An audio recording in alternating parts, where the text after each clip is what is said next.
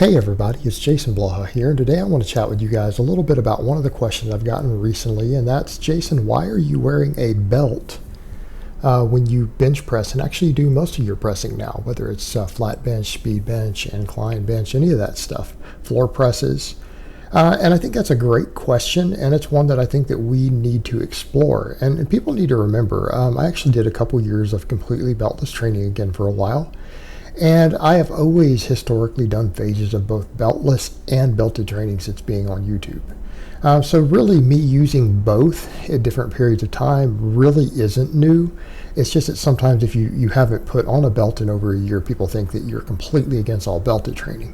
And a lot of it comes down to the fact that I have historically been a fan of not wearing a belt for a lot of your base building. And it has to do with learning to just brace your core and contract your abs and everything else without any sort of external support to help you in doing so when building your base. And I think it's beneficial for lifters to do some beltless training, particularly on big structural lifts. But as I pointed out a while back, what's the reason we wear a belt? And I don't mean a bodybuilder style belt. I'm going to be honest with you guys. Those little belts that you see a lot of bodybuilders or just gym bros wear that aren't real supportive belts. Like, look at the difference in the belt I have. I've got a lever belt. All right, it's completely the same width, top to bottom in the front that it is in the back. It's designed to handle a large amount of pressure. This belt is there so that you can brace against it. It's a powerlifting belt. So we come over to the question of why is it that we wear these belts? Well, it's for neuromuscular efficiency. Now, arguably, you might not get very much, if any, poundages out of it on the bench press. We can get into a lot of discussion on that. On squatting, I probably get 20 pounds out of a belt. All right? I get 15 to 20 pounds out of a belt. That's what I get out of a belt when I squat. And it has to do with, again, better core stability because you're able to press your abs against the belt. You're able to raise pressure and support through your entire core. And that helps stabilize your lower back more. And it's not necessarily protective in the sense that the belt is offering that protection. It's that you're literally using it to brace your abs against. So when you're using the belt correctly, you're taking a deep breath, and then you're pressing your abs and diaphragm and everything against that belt. So why would we do that on some lifts? It allows for the potential for more total neuromuscular efficiency. Potential. It's not guaranteed that it's going to happen. It's also for the same reason that when you grip the barbell harder on the bench press, right? You squeeze the bar as hard as you can, and what's the purpose for that? Get better neural efficiency. It can sometimes make you a little stronger. And I think when we're talking about stuff like this with supportive gear like this, the difference between something that allows you to lift more because it allows for better muscle fiber recruitment versus something that actually helps you move more weight through stored energy, I think is a point that we need to understand. So, and it seems like a nuanced point, but there is a difference, because here's what I would say. If you're using an external device that helps you lift more weight because it helps you slingshot weight out of the bottom, that may not be helping you get any stronger, right? Example, sleeves and wraps. And I don't mean wraps around wrist, a stationary joint. I mean wraps around a joint that bends. Well, it's pretty obvious. They store energy, right? You store energy in that device, and it helps spring that joint back open. And the same thing on elbows. And elbow sleeves themselves can make you bench more weight, because what happens? You pinch that sleeve together at the elbow, and it gives you a little bit of a slingshot there. So you can compress that sleeve a bit against a tight elbow, and then it helps you push a little more weight out of the bottom. Well, it's the hardest part of a bench press, the bottom. So you're using external objects to store energy on an eccentric rep that you then use to help accelerate that weight. And it would be fine if we were storing energy in a muscle, because what happens? There's some compressive movements with lowering a weight with muscles that actually do load those muscles up harder and then force that muscle to contract harder. But when you're storing that energy in an external device, it's not muscle fibers that's moving the weight, it's the actual external leverage is being created by the wrap or the sleeve. So that's a different way that you're lifting more weight. With a belt, you're getting something oftentimes similar to when you squeeze the bar harder. Getting that radiant effect. You're getting a potentially better muscle fiber recruitment because your nervous system is more primed. For the same reason that we warm up, right? Why do we warm up? Not for injury prevention. We warm up for better performance. We warm up for better muscle fiber recruitment. Now, some of it has to do with also priming the movement pattern, but a lot of it comes down to better muscle fiber recruitment. So when you're putting on a belt, that's what we're doing, if it's an exercise in which you can truly brace the core hard, right? It's a little bit hard to brace the core on a one-arm tricep press now.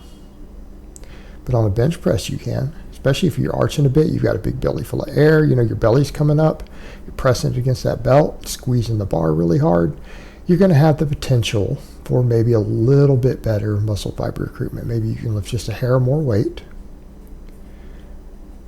So again, we're increasing our workload, we're increasing our work done, and we're increasing the amount of muscle mass, and more importantly, the muscle fibers themselves that we can bring to bear on any given rep and set. And it's a very subtle difference. But when we're dealing with something like that, here's what I would say. I'm trying to squeeze out every last bit of strength that I can through every means at my disposal.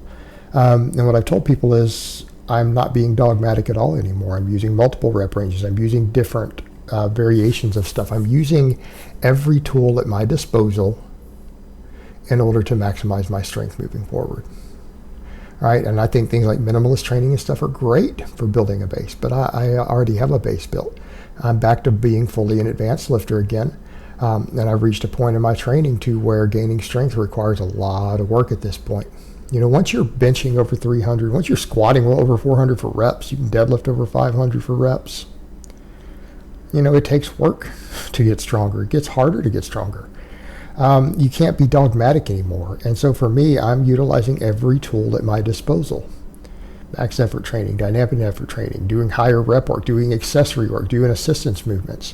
Utilizing every tool that I can in a systematic and intelligent manner, making it all fit, staying within my recoverable volume. And that includes even recovery. Getting extra sleep, extra stress management, extra hot baths, right? Whatever it takes in order to facilitate better muscle fiber recruitment, better motor unit learning, better recovery, more muscle mass. All right, I'm using every tool at my disposal. And that includes little things. And it's not that the belt itself is really that big of a deal. It's not. It really isn't probably going to add that much.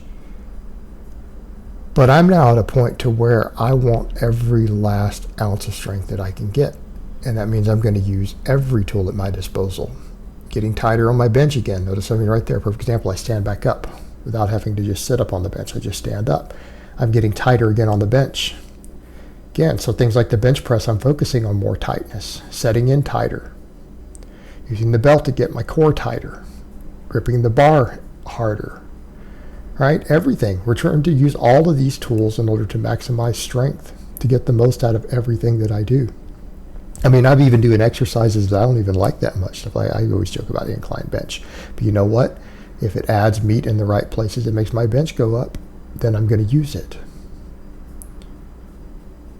So again, it comes over to the point of using every tool at my disposal. And a lot of these tools could be a waste of time for a lot of people, right, who are not trying to maximize every drop of strength. Like if you're saying, hey, I'd be happy with a 300 bench and a 400 squat, there's no need to use a lot of these tools. Right, because you guys have seen me get to 500 squat before without using a lot of these tools. You guys have seen me deadlift 585 without using any of these tools. But now I'm at the point with all this where it's like I'm not going to be happy with those lifts. Right, a 500 squat and a 600 deadlift and things like that, those are not going to be good enough. And so I need to utilize every tool at my disposal. And then it means even the littlest things like using a belt. And people say, well, are you worried about your core? No, because I train my core every day on top of it. Like I actually do abdominal and spinal erector work every single day separately from my main training. So even if there was a concern, and that is a point of contention, but if it was a concern that, hey, maybe I'm going to lose out on some core strength in some way, because some people argue the belt helps, some people argue that it hurts on your different lifts. Well, I'm not going to take any chances. I'm just going to do extra ab work. Not that hard to recover from it. So again, a change in philosophy on this. I'm not focused on what's efficient anymore. It's now focusing on what's optimal. And there's a difference between the two. Big difference between the two. All right, guys, but that's really all I have to say on that today. I hope it's been informative, and I will talk to you guys next time.